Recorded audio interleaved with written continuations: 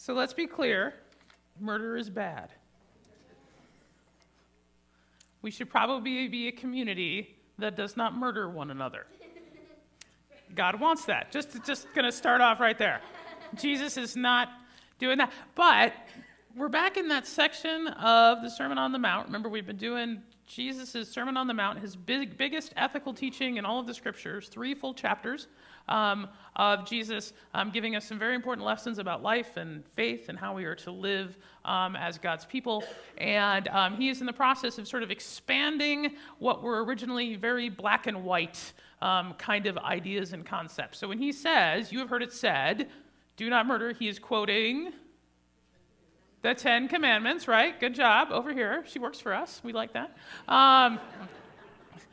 He's quoting the 10 Commandments. He's quoting Moses. We talked about this a little bit a couple times ago.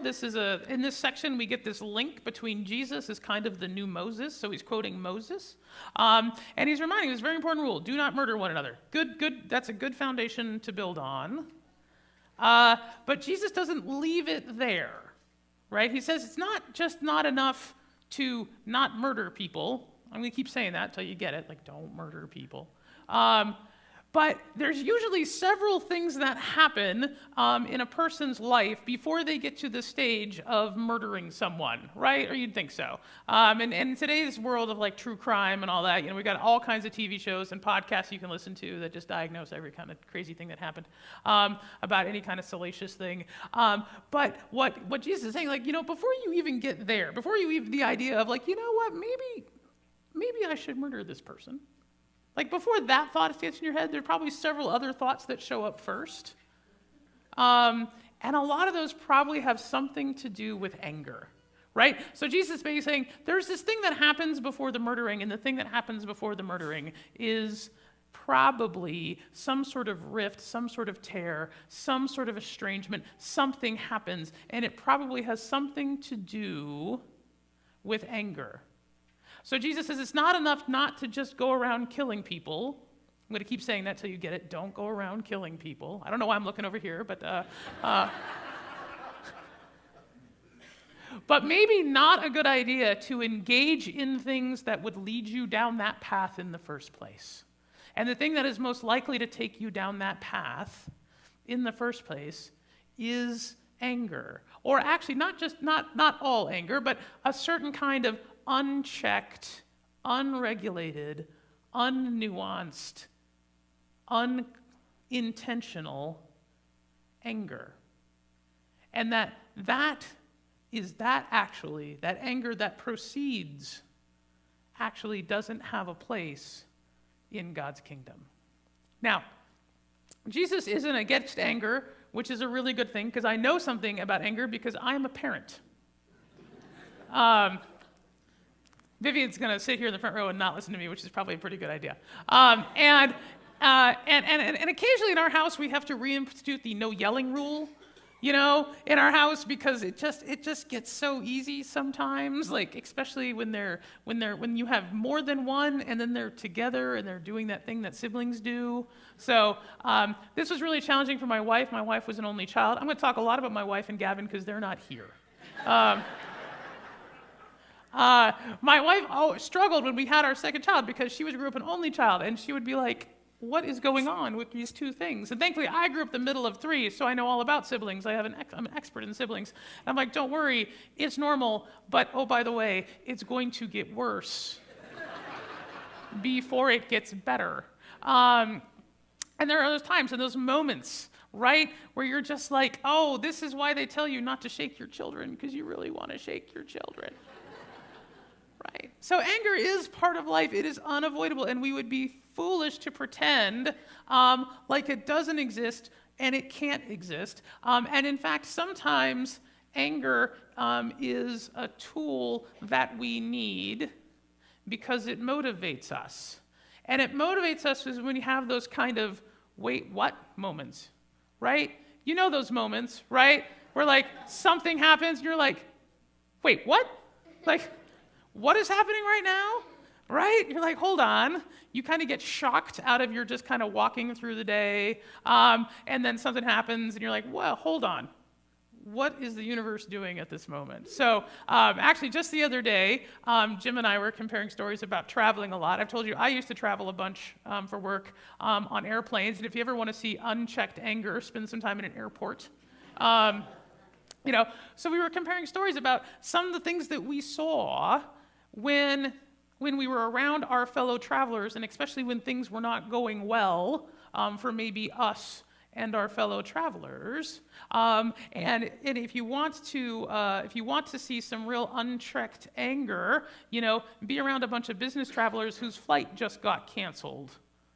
Right? And then go to the poor airline thing. We talked about this a couple weeks ago. Go to the poor place where those ladies are all lined up, and it's usually ladies, but all those poor people are lined up to try to help you rebook your flights. Right? You want to see some anger, you'll see some anger there. Or at the hotel when you're going to check in and the hotel is full and somebody wants a room and thinks they've earned a room or they deserve a room, as if somehow the lady behind the counter can divine a room out of the ether and be like, they're like, no, we're booked. They're like, no, you must have a room. Like, no, booked means no rooms, right? And so you get around these folks all the time. And my response usually was first to be like, I don't want to be like that. And then, if you were the next one in line, you always kind of had a choice, right? Am I going to say something, and I would get angry at their anger. Right? I'd be like, why are you taking it out on this person? It's not their fault. And so you're confronted with that choice. Like, am I going to say something to this person who's obviously clearly agitated and be like, hey, man, come on. And it's usually a guy, let's be honest. Or a lot of times what we would do, and it was interesting because, Jim, you said the same thing, is my response was then to be extra nice to the woman or whoever it was when it was my turn and be like, man, that guy was a real jerk. I'm sorry, right? My anger, my response to seeing something in the world that wasn't the way that it was supposed to be was to do what I could to make the world a little more like it is supposed to be. When I see somebody stealing love out of the world, that makes me angry, and my job comes to put a more love back into the world. I wish I could say I was perfect at this. And actually, I must confess, when Jim was telling me these stories, I'm like, I can totally relate to that. But the stories that came to my mind were not the ones where I was standing behind the angry person, but the one where I was the angry person. And my prayer was, gosh, I hope there was somebody with a better sense than I right behind me who said something nice to that poor person that I took my feelings out on. That's the thing. Anger is a tool. Anger is something. Anger is what happens when we see something in the universe happening or when something's going on around us that is not the way that it's supposed to be. When we see injustice in the world, when we see people being torn down or people being called names or people being bullied or the world being hurt or whatever it is, when we see harm being done, we get angry, and we ought to. It should make us angry, because that is the way that our energy coalesces into something, but we can't just stay there in the anger. God then wants us to do something with it. Do something with it that is helpful. Now, I want to tell you a story about Gavin, because he's not here. So this is Gavin in his hunter safety class. Now, in my part of the world where I'm from, eastern Montana and the like, hunter safety is a big deal. I assume that's something that exists down here too, right? Yep. Everyone nod along. Okay. Okay. So hunter safety, for those of you who don't know, is a class you take usually somewhere between like 11 and 13 years old. He did about a week of after school, this massive workbook to learn about all the things you need to learn about in order to be safe when you're out there hunting. And then you do a day out, like a field day, where you spend a couple hours, usually with a group of really nice old retired guys, let's be honest, who then take you around this little course and walk you through all this stuff. Now, what's funny about this is, like, I haven't been hunting since I was like 8 years old. We do not really hunt in my house, right? Like, this is not something that we do.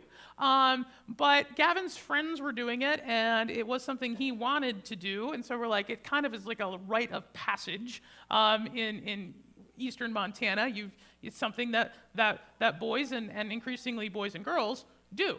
So he's like, okay. So we signed him up, and it's probably the most diligent I've ever seen him do homework in my life. And he went to all these classes, and then at the end of it, we went out for the field day, which again is like 2 hours kind of tramping around this park. And they're looking to do a couple different skills. And one of the things they are absolutely paying attention to, because of course hunter safety, a big part of hunter safety is obviously gun safety. So he has to bring, an unloaded.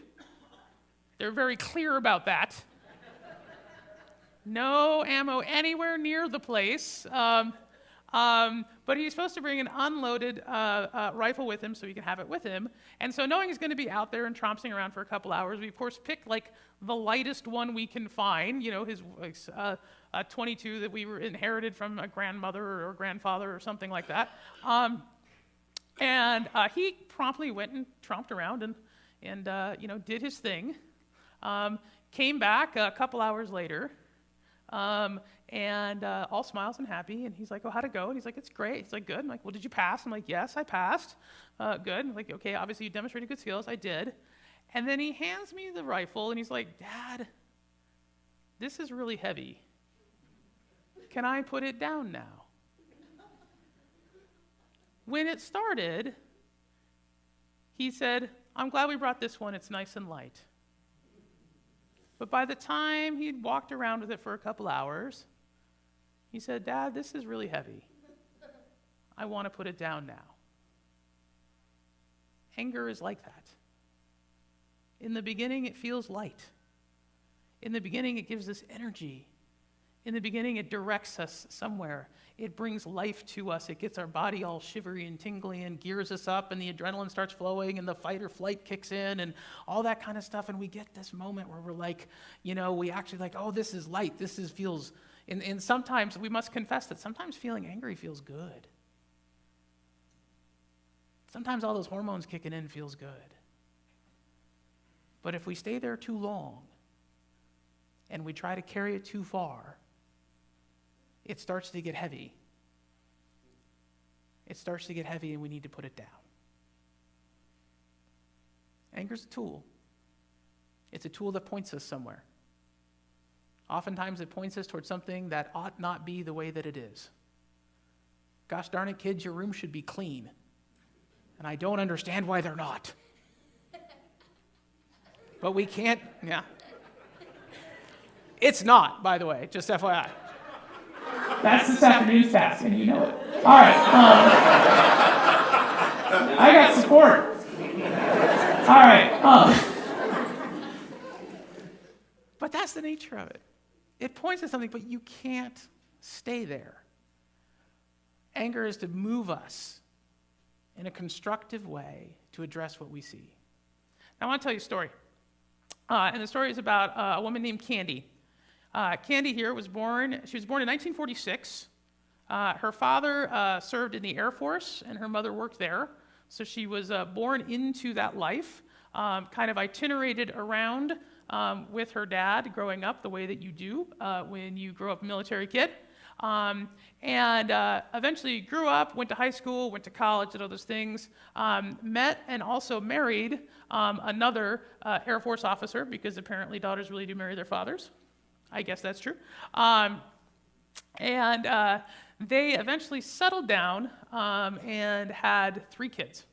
They had a pair of twins named Candy and Serena, and then they eventually later had a son, Travis. Now, unfortunately, as was increasingly becoming the case in kind of the 70s, divorce was getting a lot more prevalent. Candy and her husband eventually separated and then divorced. And she went to work as a real estate agent to help raise her kids, to give them a means to support.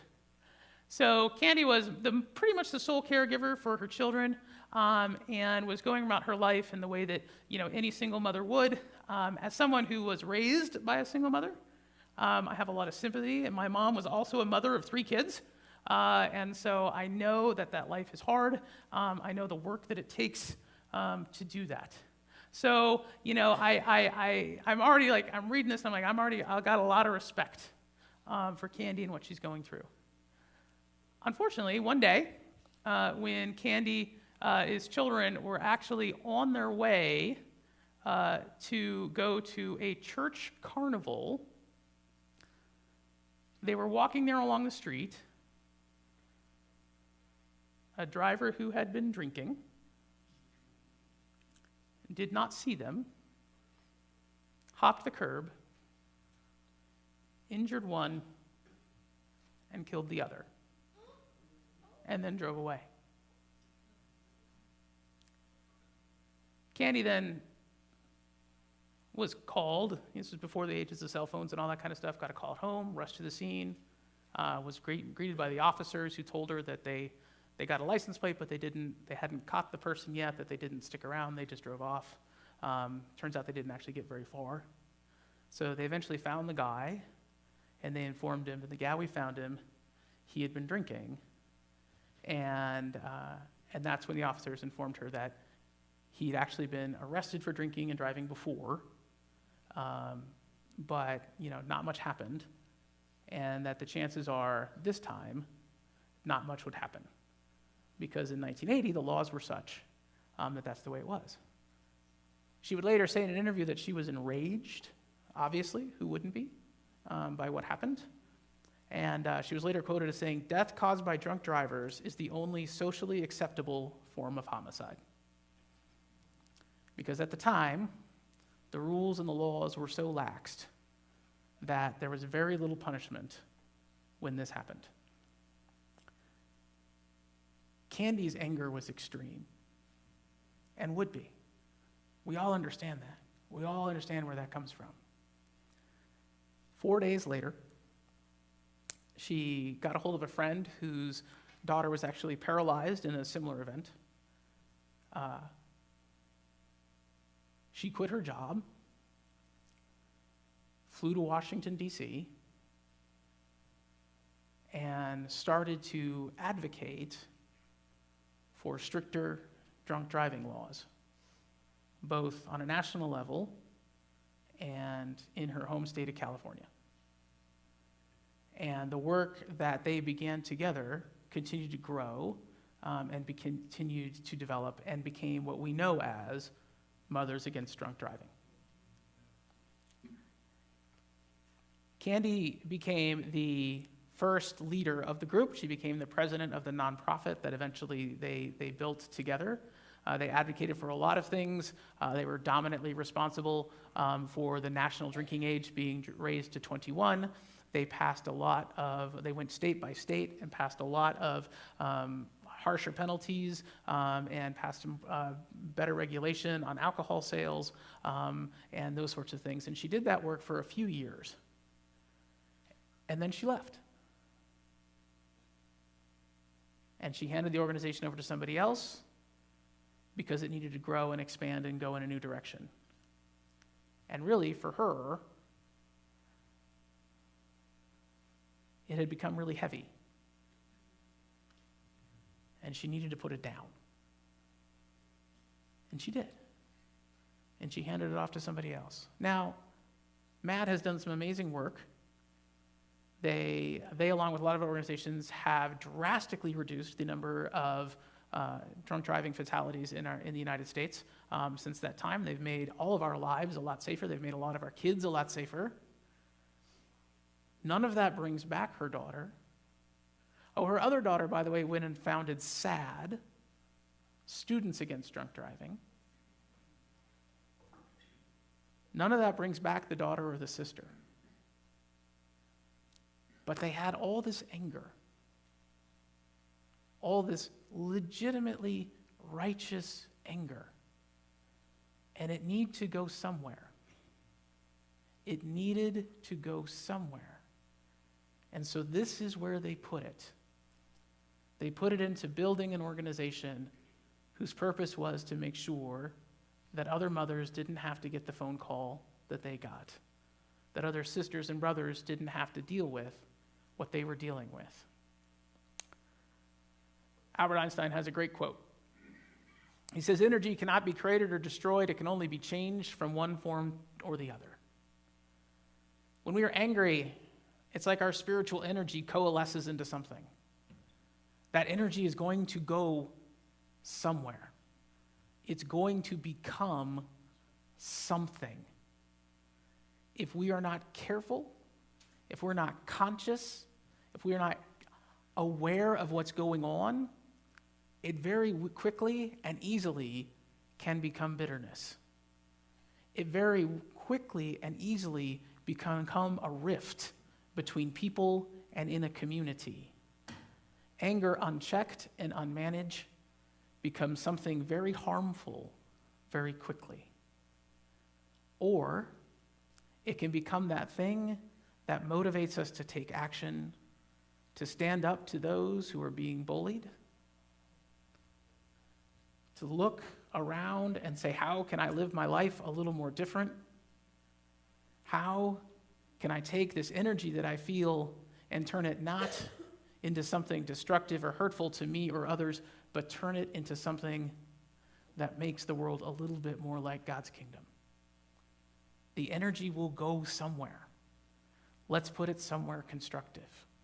Now again, Jesus isn't against, even though he just says, we're dealing with, in chapter 5, we deal with Jesus saying, now be careful of this anger thing. Now, but we have to remember, Jesus, again, not against anger. Back in chapter 3, right? Back in chapter 3, we have John the Baptist, one of my favorite guys in Scripture. Love me some John the Baptist. He has some of the best quotes there is, and one of his best quotes is early in his ministry. In chapter 3, he's preparing a way for Jesus, and all of these people are coming out, and he's baptizing them, and he's bringing good news to all of them, and then the Sadducees and the Pharisees show up. Then the Sadducees and the Pharisees shows up, and he's got one of the best lines. He says, "You brood of vipers." Ooh, I think he's angry. I don't think he said, "You brood of vipers." No. "You brood of vipers, who warn you to flee for the coming wrath, produce fruit worthy of repentance." He's talking to a group of people. He's talking to a group of people who Jesus would tangle with throughout the Scriptures, and it was a group of people who really made the rules more important than God, and used the rules constantly against people and constantly as a means of getting their way. John the Baptist is angry at them because they built a barrier between people and God. He was violating the first rule. Love God. Don't get in the way of people loving God. Jesus will do the same thing at the end of Matthew. I love Jesus' style because when we wear those bracelets that say, "What would Jesus do?" My favorite thing to remember is that if what would Jesus do is how we're going to live, then tossing over tables is a legitimate option. Right?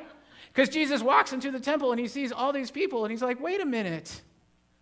This is supposed to be a holy place. This is supposed to be a place where people come together. This is supposed to be a place where community is formed and bonded. This is supposed to be a place where people get close to God and practice their faith. And you've put an economic barrier in between it. You've made it about money, not about love, not about faith, not about grace. And he turns over the table, and Jesus gets angry because he wants to tear down the barriers between us and God. That's what he came for. That's what faith is. If you look back at our passage today, Jesus says, he doesn't actually say, don't be completely angry, don't ever be angry. He says, don't insult people, right? Don't call people names, right? Not that you can't disagree. Jesus is going to disagree with a lot of people. But if you notice what he never does, he never calls them names. So he says, don't go, you idiot. I don't know why I'm looking at you. This is why no one sits in the front row, right? Just to be clear. Okay. All right. You idiot. Back there in the back row. Right? Don't do things that get in the way. Don't let anger drive you to do things that get in the way of the second rule, which is to love your neighbor. Right? Jesus and John the Baptist get mad because people are standing in the way of our ability to love God. Jesus is saying, don't do the things. Don't let anger get in the way of loving your neighbor, because that's what we're about. And if you've let anger get in the way of loving your neighbor, then you should just drop your offering right now, forget about going to church, and go find your neighbor and find a way to make reconciled. Don't let that happen. Now, finally, my son actually has a shirt with this saying on it. It says, "The beatings will continue until morale improves." I think we do this to each other. I think this is where anger leads us if we're not careful. We can be in that place that's like, why can't we have a better relation? Why can't you love me more? Smack. I don't know. Why is that? And the truth is, this is the one we are probably most guilty of doing to ourselves.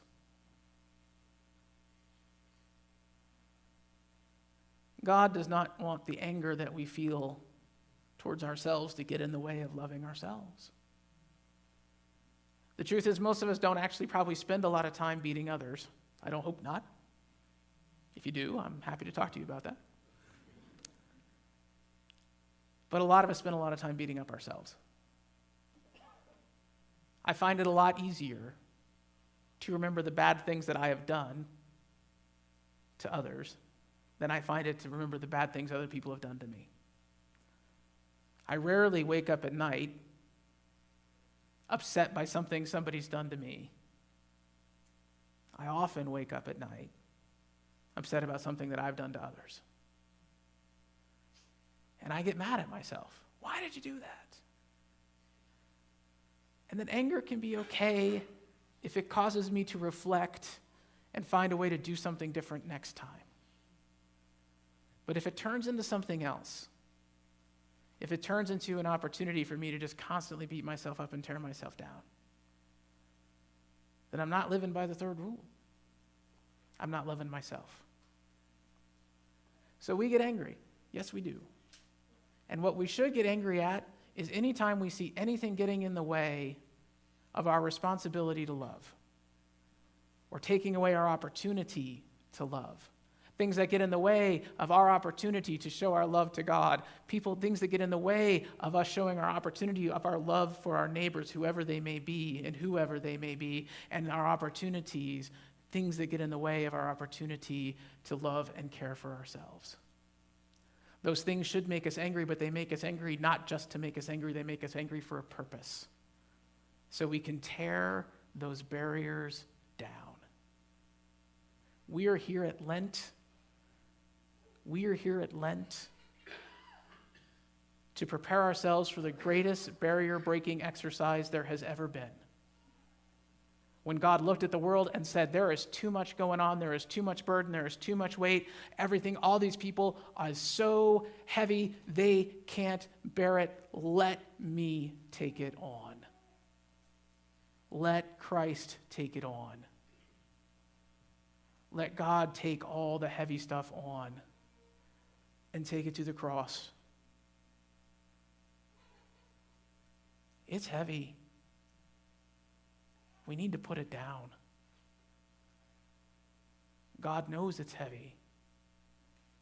God wants us to put it down.